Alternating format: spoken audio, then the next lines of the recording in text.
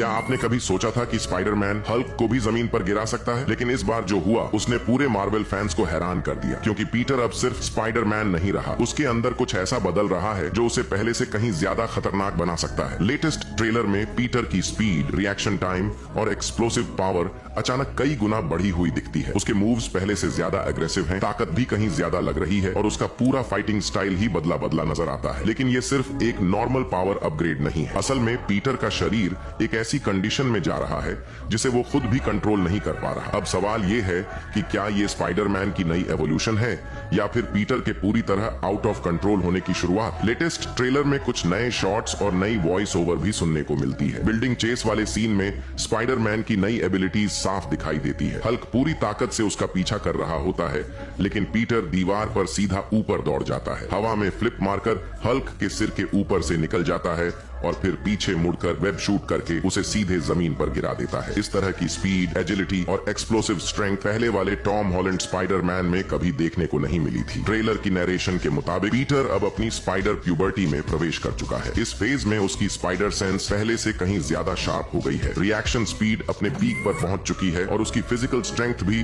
काफी बढ़ गई है, यानी उसकी लगभग हर एबिलिटी को बड़ा बूस्ट मिला है। अगर आप ध्यान से देखें तो इस सीन में हल्क ने नीला स्वेटर पहना हुआ है, जिससे लगता है कि वो अभी अपनी पूरी हल्क फॉर्म में नहीं पहुंचा है। अगर यही थ्योरी सही निकली तो पीटर की अचानक बढ़ी हुई ताकत बैनर को और ज्यादा ट्रांसफॉर्म होने पर मजबूर कर सकती है, यानी साधारण हल्क से पूरी तरह रेज मोड में जाना। और शायद पहली बार लाइव एक्शन में ग्रे हल्क की एंट्री भी इसी वजह से हो सकती है।